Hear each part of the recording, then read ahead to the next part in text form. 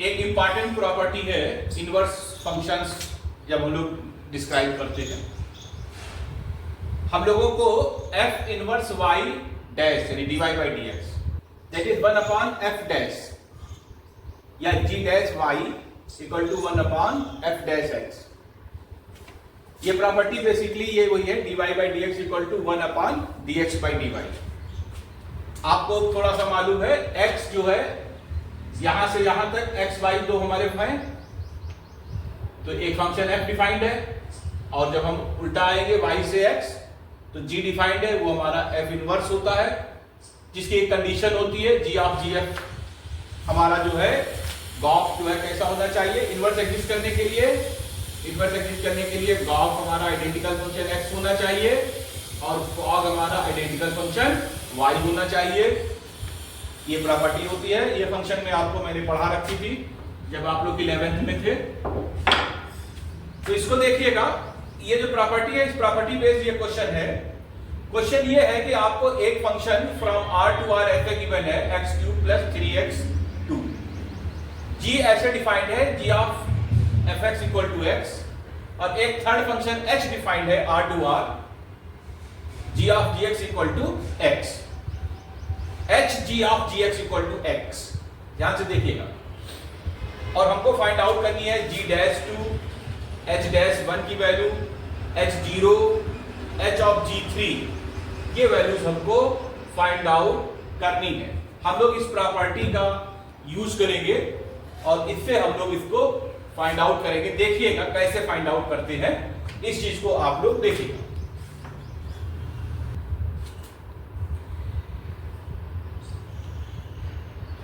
हम लोगों को fx ऐसे गिवन है, यहां से f डैश x कितना हो जाएगा 3x² + 3, क्योंकि ये दे रखा गया है g of fx equal to x, इसका मतलब g जो है हमारा f इनवर्स है, क्योंकि ऐसा गिवन है आपके पास।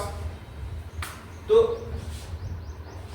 ये जो प्रॉपर्टी है g dash y equal to 1 upon f dash x, ये वाली इसका प्रयोग करिए।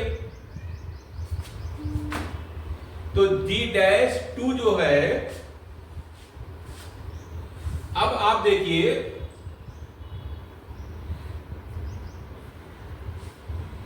ये 2 हमको कहां से मिलेगा, ध्यान से देखिएगा, इस पॉइंट को बहुत ध्यान से समझने के बाद ये 2 हमको कहां से मिलेगा। यहां पर हमको 2 चाहिए, इस जगह पर हमको 2 चाहिए,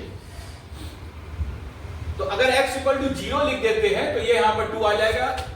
0 जो है ये 2 से बिलोंग हो रहा है, 0 हमारा 2 से बिलोंग हो रहा है। इसका मतलब ये हुआ कि ये जो है 1 अपॉन f डैश 0 के बराबर है, 1 अपॉन f डैश 0 के बराबर है। अब आपने f डैश x की वैल्यू निकाली, इसके करेस्पॉन्डिंग ये वैल्यू निकाल दीजिए, f डैश 0 यहां पर रख के ये वैल्यू आ जाएगी 1/3। Therefore the value of g dash 2 equal to 1/3। तो ये हमारा पहला आंसर ये निकल कर आया, g डैश 2 इक्वल टू 1/3। यहां से फिर समझने का प्रयास करिएगा, ये प्रॉपर्टी का प्रयोग कर रहे हैं, मैं एक बार फिर रिपीट कर रहा हूं, इस प्रॉपर्टी का प्रयोग करेंगे g dash y equal to 1 upon f dash x, और हमको ऐसे fx है, ये g ऑफ fx है, और h ऐसे गिवन है हमारे पास h g ऑफ gx है।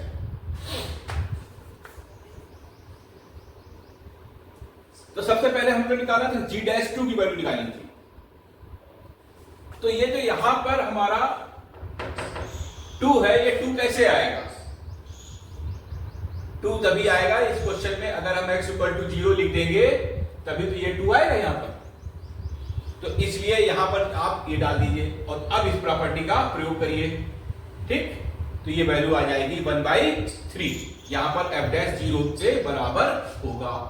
लोगों को गिवन है h g of gx equal to x, ऐसा गिवन, इसको डिफरेंशिएट कर दीजिए, h dash g of gx into g dash gx into g dash x equal to 1। ये कंपोजिट फंक्शन है, कंपोजिट फंक्शन में आप ऐसे करते डिफरेंशिएट करते चले जाइए।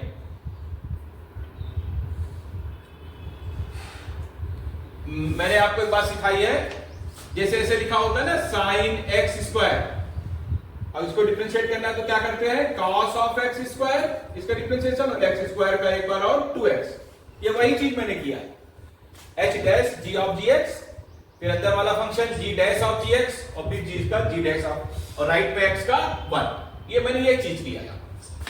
तो फिर देखिएगा,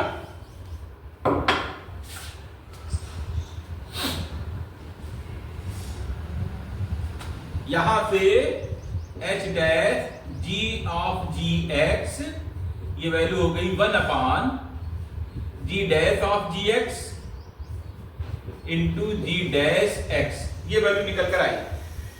अब आप इस चीज को समझने का प्रयास करें। हम लोगों को वैल्यू निकालनी है h डैश 1, ये वैल्यू निकालनी है। इसका मतलब ये हुआ कि ये g ऑफ gx जो है ये 1 है। इसकी मीनिंग क्या हुई, g ऑफ gx की वैल्यू हमारी ये 1 हुई। इसका मतलब ये हुआ gx बराबर g इनवर्स 1 हो गया। अब देखिए, जो अगर यहां से ये f इनवर्स बराबर g है तो f जो है g इनवर्स होगा। ध्यान से देखिएगा इस पॉइंट को, मेरी बहुत ध्यान से मैंने डायग्राम बना रखा है, इसको याद करिएगा। अगर ये g को मैं f इनवर्स कह रहा हूं तो g का इनवर्स हमारा f होगा। तो इस प्रकार से ये जो gx हो गया, ये g इनवर्स 1 हो गया। g इनवर्स 1 की मीनिंग हुई, ये कह रहा है कि आपको f1 की वैल्यू निकालनी है। तो f1 की वैल्यू निकाल लीजिए, तो ये कितना हो जाएगा, x इक्वल टू 1 रखने पर ये वैल्यू आ जाएगी 6। तो अब आपने निकाला gx इक्वल टू 6, तो x इक्वल टू हो गया g इनवर्स 6।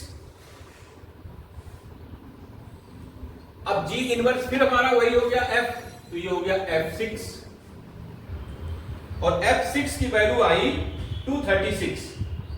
यहां पर x इक्वल टू 6 रखेंगे तो ये वैल्यू आएगी 236।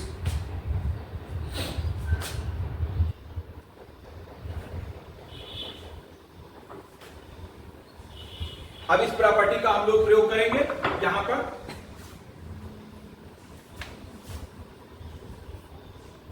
यहां पे लिखिए g डैश gx की जगह पर 6 लिखिए,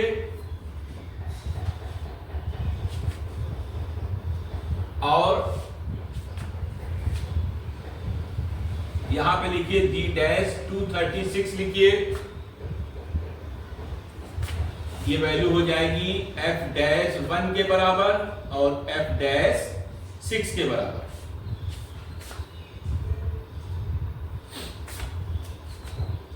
और इन वैल्यूज को यहां पर डाल दीजिए। f डैश x आप लोगों ने निकाल रखा था क्वेश्चन में, इसका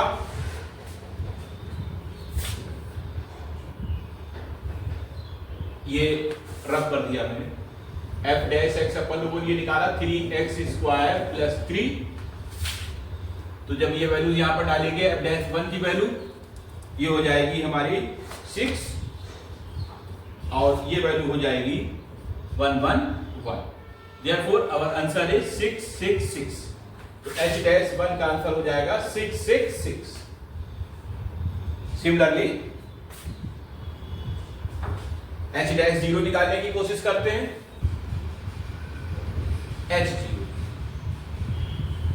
h0 की मीनिंग क्या हुई, यहां पर g ऑफ gx ये हमारा 0 के बराबर हो गया। इसका मतलब ये हुआ कि gx बराबर g इनवर्स 0 हो गया। g इनवर्स 0 का मतलब क्या हुआ, ये f0 के बराबर दैट इज इक्वल टू 2 हो गया। x बराबर कितना हुआ, g inverse 2 that is f2, और ये वैल्यू हमारी हो जाएगी 16। तो हमारा आंसर आएगा h0 इक्वल टू 16। मेरी बात समझ में आ रही है? फिर देखिए Hg3 ये वैल्यू फाइंड आउट करनी है। Hg of gx equal to x, यहां से Hg3 इसकी मीनिंग क्या हुई कि gx इक्वल टू 3, तो x इक्वल टू हो गया g inverse 3 that is f3 और ये वैल्यू आएगी 38। तो Hg3 की वैल्यू आएगी 38, ये हमारे पास ऐसे निकल कर आएगा। तो ये हमारा इनवर्स फंक्शन का लगातार प्रयोग कैसे करते हैं उस पर ये क्वेश्चन था। ये आईटी एडवांस के क्वेश्चन है, इसको थोड़ा सा आप लोग ध्यान से लगाइएगा। ओके।